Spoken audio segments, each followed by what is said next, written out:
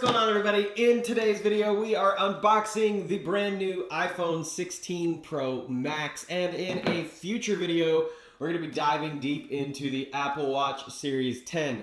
So if you're not already subscribed to the channel, make sure you do so, because we've got two unboxings coming up for you here on the channel.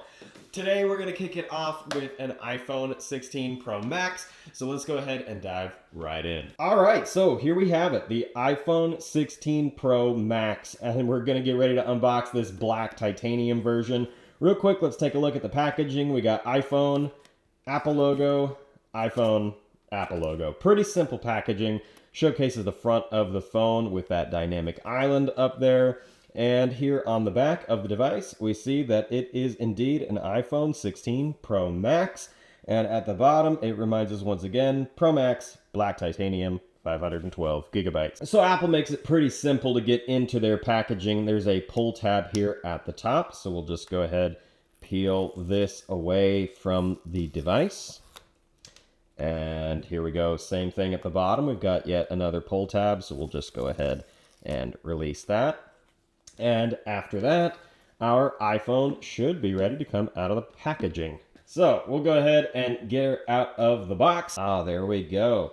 And right there on top, we have our black version of the iPhone 16 Pro Max. And if we go ahead and pull this tab, we can get it up out of the box and take a better look at the device. We've got three cameras on the back, of course, a wide, ultra wide, and a telephoto lens. Here along the edges, we have the new camera control system, the power button, or more accurately nowadays, Siri and power and Apple Pay, and it's got a whole bunch of functions. Over here on this side, we have the action button, first seen on the iPhone 15 Pro, as well as our volume rockers. And around the bottom, we have our USB-C, as well as a microphone and a speaker. Let's go ahead and remove the front. Again, we got all the indicators for what we've got here. We can peel this away, revealing that massive Retina display. The only other thing in the box this year is a USB-C to USB-C cable.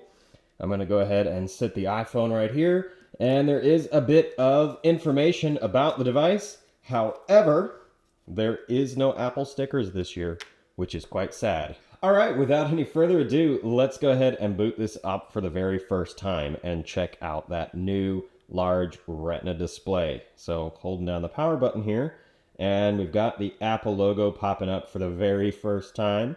Looking forward to seeing this. It's my first time with 120 hertz refresh rate and my first time with an iPhone that is this big. But honestly, looking at it in my hand, I kind of like it. I think it's going to be a nice size screen. So there we go. We've got the new iPhone booted up for the very first time. I'm going to just drop it right here and compare it to my previous iPhone, the iPhone 12 mini. As you can see, it is a massive leap in screen size. Here they are side by side. Ignore my bad looking screen protector. It has certainly seen better days. So yeah, here it is, the iPhone 12 mini and the iPhone 16 Pro Max. Certainly going to notice this difference as I'm carrying this phone as a daily driver, at least at first. For a fun size comparison, this was my very first iPhone back in 2013, the iPhone 5S. And here it is next to the iPhone 16 Pro Max. As you can see, once again, massive screen size change.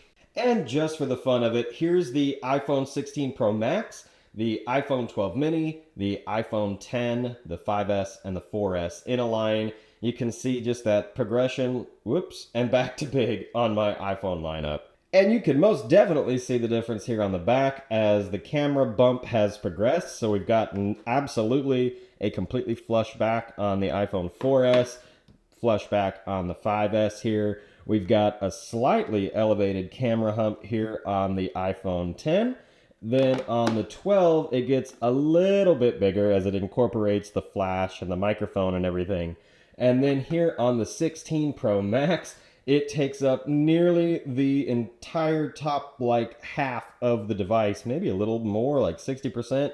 It's huge. Last size comparison for this video, this is my current iPad, the iPad mini 6th generation, and this is the iPhone next to it. So as you can see, still a good bit more screen real estate on the iPad mini, but inching ever so much closer in terms of screen size to the iPad mini. Well, if you enjoyed this video unboxing the new iPhone, make sure you stay subscribed for the Apple Watch unboxing, and of course more hands-on content with the new iPhone 16 once I get a case and a screen protector.